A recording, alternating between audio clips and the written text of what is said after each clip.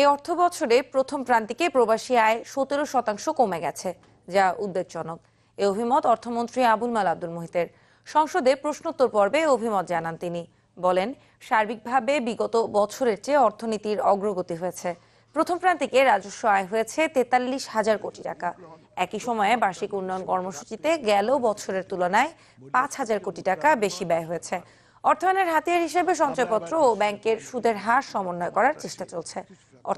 অর্থমন্ত্রী জানান, শিল্প খাতে দক্ষ জনশক্তির অভাব রয়েছে। এছাড়া তিনি অর্থনীতির অগ্রগতির নানা দিক তুলে ধরেন।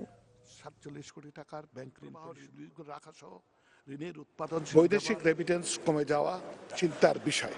আমরা জানি যে রেমিটেন্স কমার একটা কারণ হচ্ছে বিদেশে বেতন ইত্যাদি কমে গেছে এবং আমাদের কর্মীরা সেখানে অল্প বেতনে কাজও গ্রহণ করেছে, যাতে তারা দেশে ফিরে না আসতে পারে। আশা করছি এই অবস্থার উন্নতি সত্যিই হবে।